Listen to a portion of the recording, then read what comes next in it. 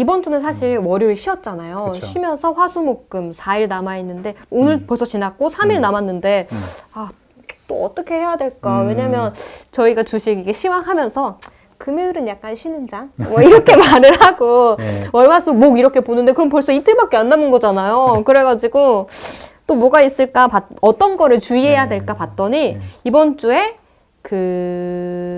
중국에서 양회가 있다고 하더라고요. 그쵸. 그래서 양회가 뭘까? 저도 처음에 여기 회사 들어와서 공부를 하면서 중국 양회 하는데 뭐야? 그게 솔직히 잘 몰랐거든요.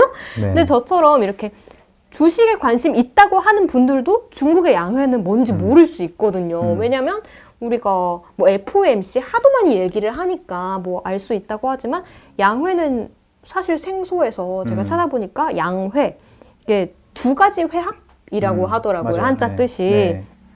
중국에서 열리는 뭐 연례 최대 행사라고 하는데 근데 이거를 왜 봐야 되는지 이게 좀 궁금한데 왜 봐야 돼요?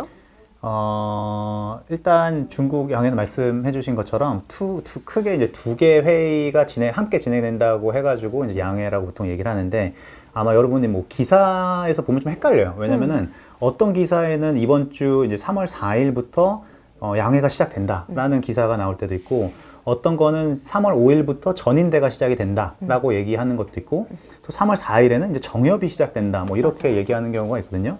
그래서 먼저 이제 그 양회에는 정협과 전인대 두 개 회의가 함께 진행되는 회의로 이제 여러분이 생각하시면 되고 정협 같은 경우는 전국인민정치협상회의의 줄임말이고 전인대는 전국인민대표회의예요. 그래서 중국이 워낙에 나라가 크다 보니까 각 그 성에 모여있는 대표들이 각자의 정책들을 가지고 있을 거잖아요. 네. 그런 사람들은 일단 1년에 한 번씩 모여가지고 우리가 이 큰 중국이라는 나라를 좀 더 멋진 나라로 만들기 위해서 어떠한 정책을 단기적으로, 그 다음에 중기적으로, 장기적으로 어떤 계획을 해야 나가야 될지에 대한 논의하는 자리예요. 그래서 경제적인 측면도 그렇고 정치적인 측면도 그렇고 1년의 가장 큰 행사라고 보시면 돼요. 그리고 그 행사, 이제 주식 투자자 입장에서 그러면 양회가 왜 중요하냐면, 보통 양회가 10일 정도 진행이 돼요. 그 과정에서. 그래서 되게 그 10일 동안, 그러니까 3월 4일부터 이제 그 정협이 시작이 돼서 이제 10일 동안 양회가 시작이 되는데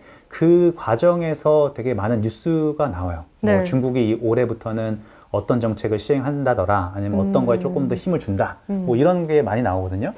그리고 이제 양회가 끝나고 나서 보통 한 3월 말이나 4월 초 정도에 세부 계획안이 발표가 돼요.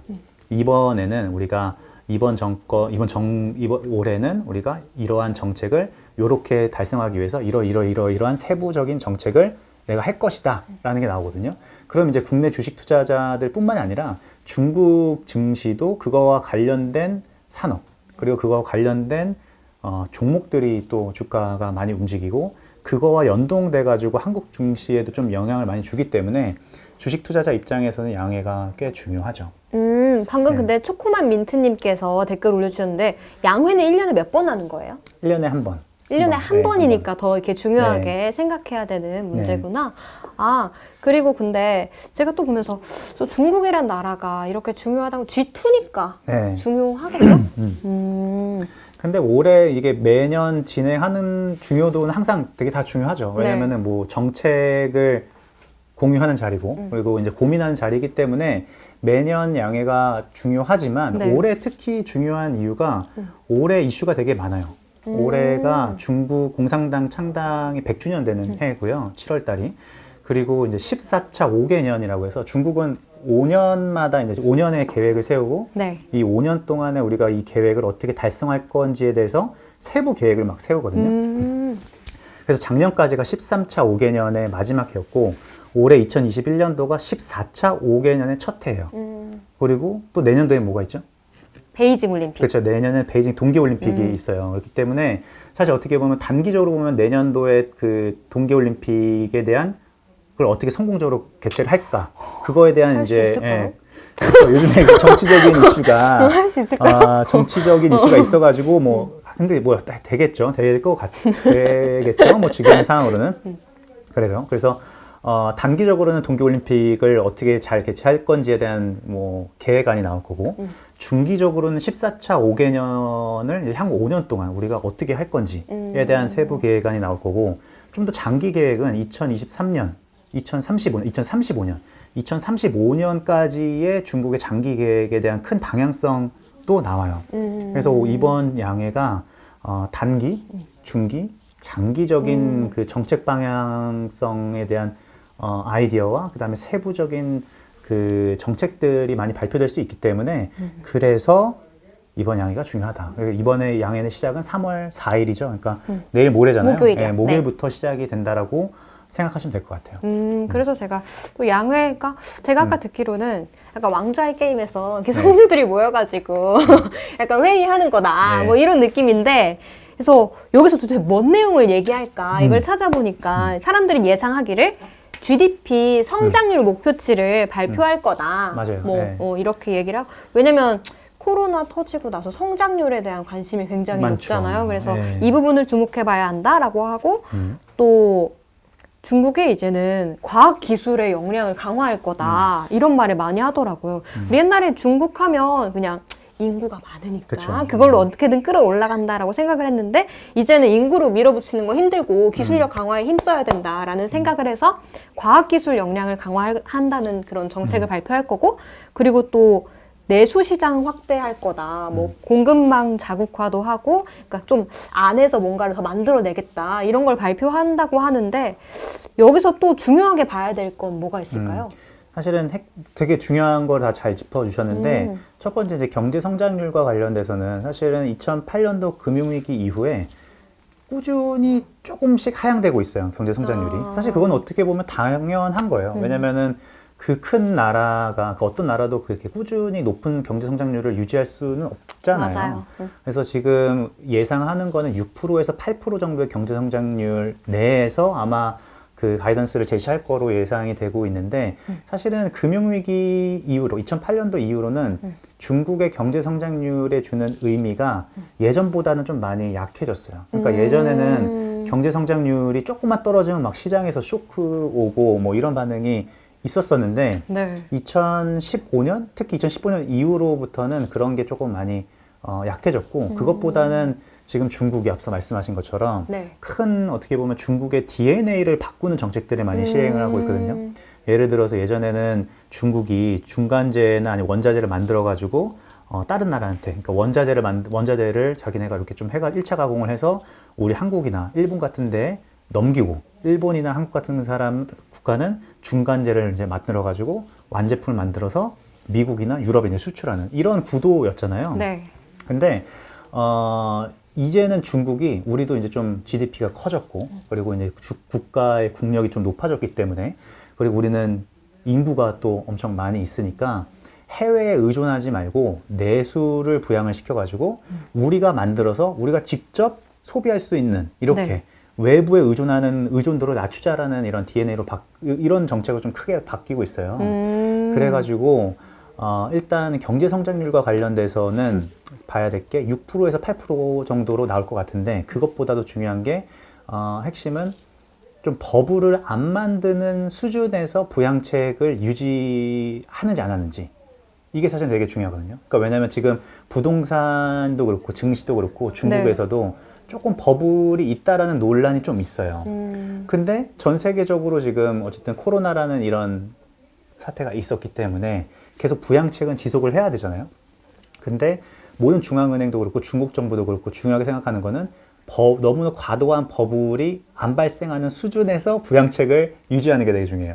이게 되게 어렵잖아요. 네. 그래서 어쨌든 그런 정책이 어떻게 발표될지를 좀 보는 게 되게 중요할 것 같고 네. 두 번째는 우리 소케님이 잘 말씀해 주신 것처럼 그 내수를 이제 부양을 하려는 정책들이 되게 많이 나오고 있어요.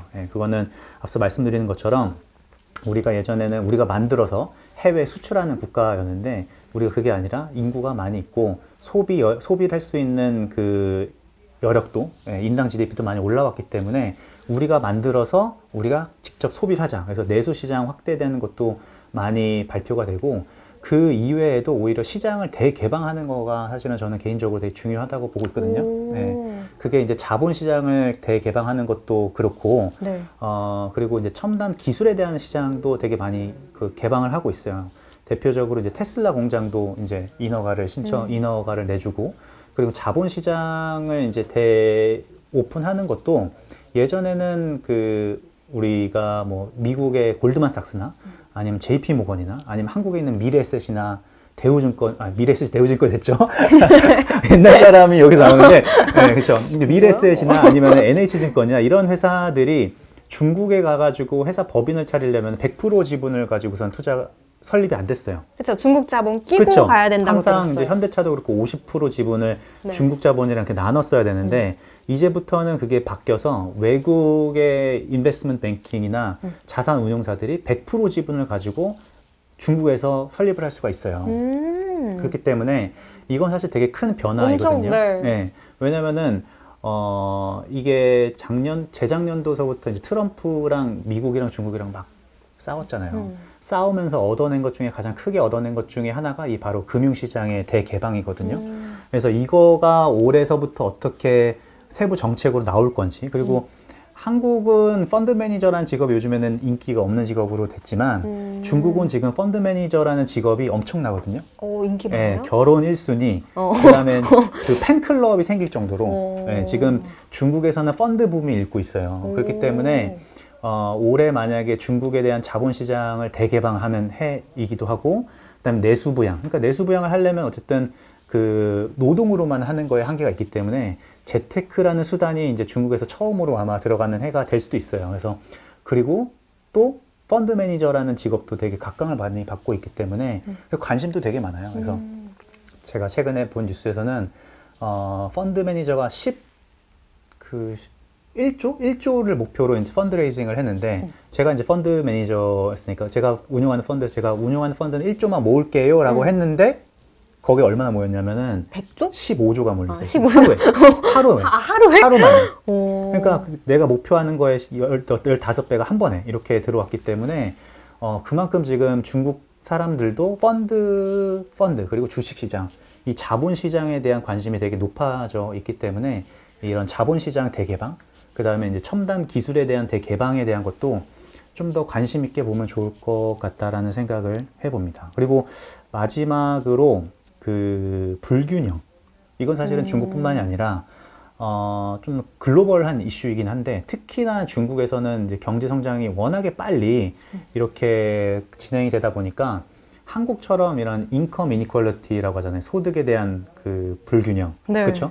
근데 중국은 그것뿐만이 아니라 각 성마다의 그 소득 격차가 되게 심하고, 네. 그다음에 도시화율도 되게 많이 달라지고 이렇기